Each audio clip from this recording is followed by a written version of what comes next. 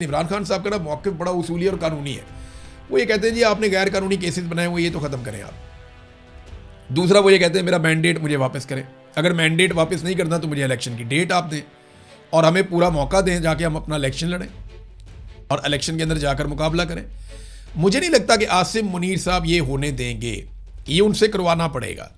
अब चाहे अंदर से लोग करवाएं चाहे बाहर से लोग करवाएं, ये आसिम मुनीर साहब से करवाना पड़ेगा क्योंकि वो बहुत कंफर्टेबल हैं शहबाज शरीफ के साथ, आसिफ जरदारी के साथ, बिलावल के साथ, नवाज शरीफ के साथ, मरियम के साथ। वो बहुत कंफर्टेबल हैं। छोटी मोटी अपोजिशन है वो भी आपस में ये मिलजुल के कर लेते हैं। तो आसिम मुनीर बहुत कंफर्टेबल है, लेकिन मामला ये कि पाकिस्तान की इकॉनमी कंफर्टेबल नहीं है, Pakistan as a country comfortable नहीं है। तो अगर पाकिस्तान को आपने बचाना है तो इस वक्त आपको एक सियासी इस्तेहकाम लाना पड़ेगा, और सियासी इस्तेहकाम तब तक नहीं आएगा जब तक कि आप इमरान खान साहब को जेल से बाहर नहीं निकालते। अब नाजरीन आ जाएं अगली खबर की तरफ। अगली खबर जो है वो एक तो मैं आपको दिखाऊँ अयाज सादिक साहब का कारनामा। देखें, ये इस वक्त स्पीकर हैं कौमी असम्बली के, पहले भी रहे हैं, लेकिन जब ये अपोजिशन में आए थे तो ये फ़ौज को बुरा भला कह देते थे। इन्होंने आकर ये भी कह दिया कि आर्मी चीफ की टांगें कांप रही हैं, डरा हुआ बहुत परेशान है, और वो कहता है जनाब हमें वापस भिजवाने दें आप अभिनंदन को, वरना इंडिया हमारे ऊपर अटैक कर देगा। तो इंडिया अटैक कोई नहीं कर रहा था, ये बुज़दिल थे, डर गए थे। ये बात जो है वो उस वक्त आर्मी चीफ के बारे में कही थी मोहतरम अयाज सादिक साहब ने। अब वो अयाज सादिक साहब क्योंकि उन्हें हुकूमत में बैठा दिया गया है, फॉर्म 47 दे दिया, वो अब बैठ के कहते हैं जी मैं किसी को फ़ौज के खिलाफ बात ही नहीं करने दूंगा, मैं किसी को एक लफ्ज़ नहीं बोलने दूंगा। देखिए, मिलिट्री जर्नैल की गलत पॉलिसियों पे तनकीद करना सबका हक होता है। अगर कोई आदमी अपने हलफ की खिलाफ वर्जी कर रहा है तो उसके खिलाफ खड़े होना पूरे कौम का हक है, और कौम ये हक इस्तेमाल कर सकती है, उन्हें बात करनी चाहिए।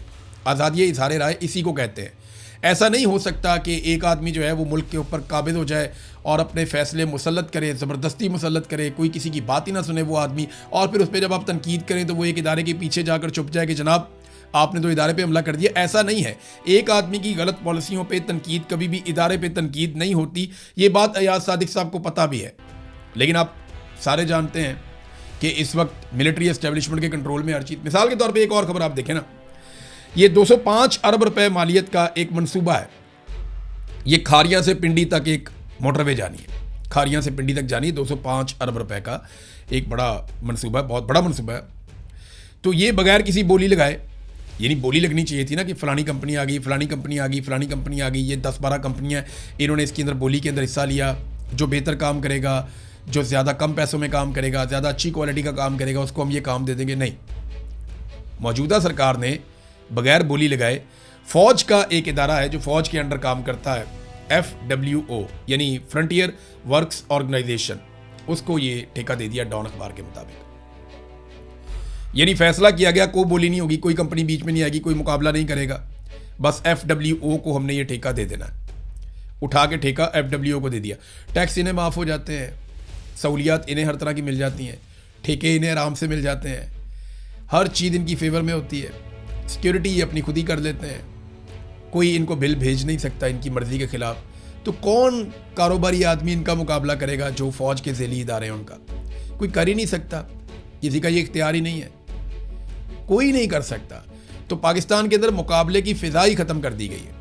यहाँ मुकाबला होना चाहिए था ना, अखबार में इश्तिहार आता, सारे लोग आते बैठते, मुख्तलिफ़ कंपनियाँ इसके अंदर अपनी बोलियाँ देती, पाकिस्तान के अंदर से, पाकिस्तान से बाहर से, फिर देखते कि कौन ये काम बेहतर कर सकता है, और फिर उसके नतीजे में एक शफाफ तरीके से ये टेंडर दिया जाता या ठेका दिया जाता। लेकिन ये खारियां पिंडी मोटरवे का जो ठेका है M13 का, ये बगैर बोली के FWO को देने का फ़ैसला किया गया डॉन अखबार की खबर के मुताबिक।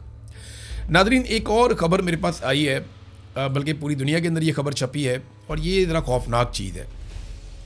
इसमें यह है कि ज़मीन पे 4 जगहों पे बहुत बड़े ज़लज़ले आए हैं एक ही दिन में। यानी नॉर्मली ऐसा नहीं होता, 1 या 2 ज़लज़ले आपके रिपोर्ट होते हैं जो बड़े ज़लज़ले, कभी ऐसा हो जाए, लेकिन यहाँ पे 4 ज़लज़ले एक ही दिन में आए हैं ज़मीन पर, और ये चारों बड़े ज़लज़ले थे, बहुत बड़ा नुकसान भी हुआ है। और ये ज़लज़ले जो है ना, अमेरिका जो कॉन्टिनेंट है वहाँ पे और जापान तक, ये वो रीजन है जहाँ पे ये ज़लज़ले आए हैं। इनमें 5.6 शिद्दत का ज़लज़ला जो है वो कैलिफोर्निया की एक वैली में आया। फिर उसके बाद शुमाली वेनेज़ुएला में लगातार 2 बहुत बड़े बड़े ज़लज़ले आए, जिनमें एक ज़लज़ला जो है वो 7.2 शिद्दत का था, और उसके सिर्फ 39 सेकंड के बाद उससे भी ज़्यादा शिद्दत यानी 7.5 शिद्दत का दूसरा ज़लज़ला भी वहाँ पे आ गया। और ये 2 ज़लज़ले बड़े खौफनाक वहाँ पे आए। और इसके बाद जापान का एक शहर है, उसके नज़दीक एक और ज़लज़ला आया 6.9 शिद्दत का समंदर के अंदर। तो इतने मुख्तसर वक्त में दुनिया भर में इस कदर शदीद ज़लज़लों का आना एक इंतहाई नायाब और ये गैर मामूली बात है, ये आम बात नहीं है। वेनेज़ुएला में जो 2 शदीद तरीन ज़लज़ले आए हैं, उनके बाद डोनाल्ड ट्रंप ने कहा कि अमेरिका अपनी इमदाद के लिए अपनी टीमें रवाना करेगा और हमारे लोग तैयार हैं और हमारी टीमें भी तैयार हैं। वो वेनेज़ुएला में जाएंगी और लोगों की मदद करेंगी। इब्तदाई जो अंदाज़े हैं, जो अमेरिकी जियोलॉजिकल सर्वे है उसके अलग अलग अंदाजे हैं, उनके मुताबिक ज़लज़लों के नतीजे में जो लोग हलाक हो सकते हैं उनकी तादाद 10,000 से लेकर 1 लाख के दरमियान पहुंचने का खदशा है। यानी अभी इतनी तबाही है कि अभी कुछ समझ नहीं आ रही कि कितने लोग इसमें मारे गए हैं ज़लज़लों में। लेकिन वेनेज़ुएला में एक बहुत बड़ी तबाही हुई है। अब ये ज़लज़ले जो हैं वो कुदरती तौर पे आए हैं या किसी साइंसी अमल का नतीजा है, इसके बारे में हम कुछ कह नहीं सकते। लेकिन ये 4 बड़े ज़लज़ले एक साथ, जिनमें से 3 एक ही रीजन में आए हैं, एक ही बरे आज़म पे आए हैं और एक ज़लज़ला उसके थोड़ा दूर जो है वो जापान में आया है। तो ये बड़ी खौफनाक सूरत हाल है। वेनेज़ुएला में अमेरिका बड़े अरसे से दाखिल होना चाहता है। अमेरिका ने उनका सदर भी उठा लिया था और अब अगर वेनेज़ुएला में इतने बड़े पैमाने पे ज़लज़ले आए हैं तो बहुत बड़ी इमदादी कार्रवाइयाँ अमेरिका करेगा। तो सूरत हाल जो है वो अमेरिका की फेवर में ही जाएगी इस ज़लज़ले के बाद भी। लेकिन इंसानों का नुकसान बहुत बड़ा हुआ। 10,000 से 1 लाख के दरमियान जाँ बहक होने वालों की तादाद हो सकती है। नाज़रीन, आबनाए हुर्मुज़ में एक दफ़ा फिर फटा पड़ गया और जो फटा है उसकी वजह क्या है? उसकी वजह जो सादी सादी है वो ये है कि अमेरिका ने एक और रास्ते से कोशिश की कि जहाज़ों को गुजारा जाए। यानी ईरान ने तो एक रास्ता बताया हुआ है ना कि आबनाए हुर्मुज़ में इस तरफ से आपने ईरान के करीब से होकर गुजर जाना है। फिर ईरान ने एक रास्ता और बनाया कि आप यहाँ से भी गुजर सकते हैं। आमदोरफ्त तेज़ करने के लिए ईरान अपने तरीके से चल रहा है और वो जहाज़ों को हिफाजत के साथ वहाँ से निकाल रहा है। लेकिन अमेरिका ने क्या किया कि बिल्कुल ओमान के करीब से जो जनूबी एरिया है आबनाए हुर्मुज़ का, वहाँ से उन्होंने एक रास्ता खुद बनाया और जहाज़ों को कहा कि तुम यहाँ से निकलो, ईरान से बात किए बगैर। तो ईरान ने फौरी तौर पे इस पे वार्निंग जारी कर दी और पासदारान इनकलाब की बहरिया ने आबनाए हुर्मुज़ से महफूज गुजरगाह सिर्फ उन्हीं रस्तों से मुमकिन है, उन्होंने कहा कि जिनका ऐलान इस्लामी जमहूरिया ईरान की तरफ से किया गया है। और अगर किसी और जगह से आप गुजरने की कोशिश करेंगे तो जहाज़ों को ख़तरा हो सकता है। ईरान ने वार्निंग जारी की। उसके बाद जो 3 जहाज़ वहाँ से टैंकर्स गुजर रहे थे तेल लेकर, वो वापस चले गए। अब ये नाज़रीन सूरत हाल है आबनाए हुर्मुज़ में।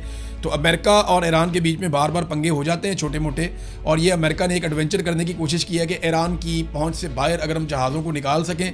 लेकिन ईरान ने फौरी तौर पर मुदाखलत की, जहाज़ों को पीछे हटाया और उन्होंने ये कहा कि फिर इस तरह आबनाए हुर्मुज़ बंद हो जाएगी और जहाज़ों को ख़तरा होगा। ख़तरा किससे होगा? ईरान से ही होगा, या बारूदी सुरंगों से हो सकता है, या कोई और शरारत कर सकता है। लिहाजा ईरान ने जिम्मेदारी ली है कि जहाज़ सारे हम गुजारेंगे और हिफाजत के साथ गुजारेंगे और फ्यूचर में वो इससे पैसा भी बनाएंगे। अमेरिकन को अगर पैसे में हिस्सा चाहिए तो वो ईरानियों से बातचीत कर सकते हैं। अब तक के लिए इतना ही। अपना ख्याल रखिएगा, अपने इस चैनल का भी। अल्लाह हाफ़िज़।